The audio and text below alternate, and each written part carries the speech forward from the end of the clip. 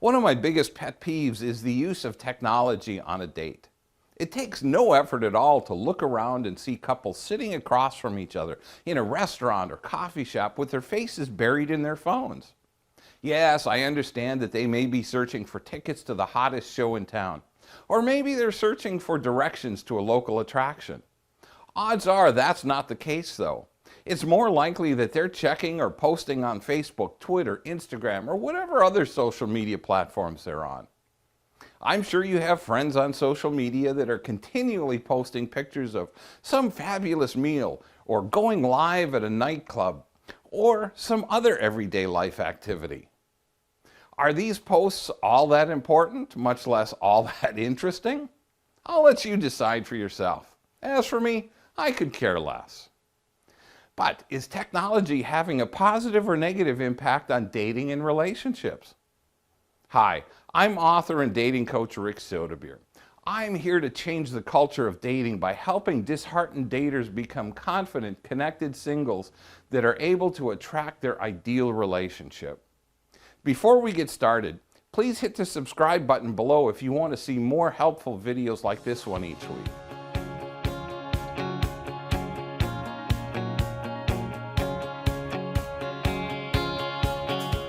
When I was in my teens and starting to date, I had to ask a girl out in person, or at the very least, I had to call her on the phone. For most of us, that was a brutal task. Even though she already knew who I was, calling someone you didn't really know was almost certain rejection, or at least that's what I thought. Back in the day, most phones were attached to the wall with a 3-foot cord. There was no privacy for most conversations if your family was home. If you were really lucky, you might have a tabletop model or maybe even a princess phone for the girls. This was the first bit of telephone freedom because there was usually a long enough cord to be able to take it to another room and close the door behind you. On a date, you had to focus on your date and try to have meaningful conversations. When I think back, what kind of meaningful conversations does a 16-year-old have? The first smartphone was the Simon personal communicator invented by IBM in 1992. But it wouldn't be until almost 2012 that smartphones would dominate telecommunication. Along this same time frame, online dating gained popularity. No longer did you have to be out and be social to meet someone. Early online dating sites had a certain stigma, and it wasn't socially acceptable to meet your future spouse online. Most of the stigma has now gone away, and it has become a fairly reputable way to meet people today. It still takes some skill and discernment to not be drawn in by scammers, though.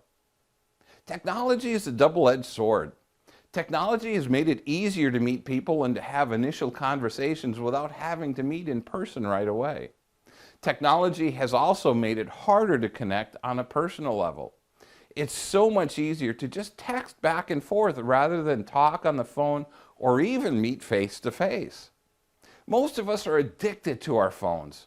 In that little device we carry not only a phone book of the people we talk to, but also GPS, our favorite music, weather, social media, dating apps, and anything else you might want to know on the internet. Why do you need someone to talk to when you have all this stuff right at your fingertips? Technology does allow us to stay connected to people we wouldn't normally be in touch with on a day-to-day basis. It allows us to explore the world around us without leaving the comfort of our homes. It's stripping us of our ability to socialize in any meaningful way. It's allowing us to hide behind our devices in anonymity. Texting seems to have become the preferred form of communication. Personally, I hate texting for anything other than very short exchanges. I can cover so much more ground in a 5-minute phone conversation than in any 20-minute text exchange. It's an interruption and a distraction during the day. Studies show that it takes between 11 and 20 minutes to get refocused after you were interrupted. That can be a lot of lost time and productivity each day. Texting and emails are both flat forms of communication.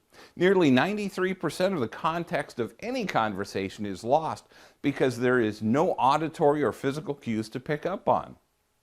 Cues such as tone, volume, and speed, plus facial and body language are all lost in any form of written communication. Texting can also be a coward's way out of a relationship that they want to end. If you've dated much at all, you've undoubtedly been dumped via text. It's cold and gutless. Overall, technology has provided some amazing advancements in our lives.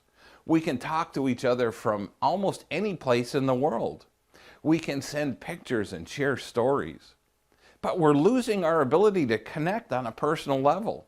That connection comes from spending time face to face, not phone to phone, especially when you're sitting directly across the table from each other. Learn to put your phone away. When you're on a date or spending time with a loved one, keep your phone in your purse or pocketed and turned off. Spend some undistracted quality time with your date, your lover, your husband, your wife, your children, or your friends. They'll appreciate it, and so will you. I hope I've given you some ideas to make healthier dating and relationship decisions today. Thanks for watching. I'll see you next week. Until then, have a great and blessed day.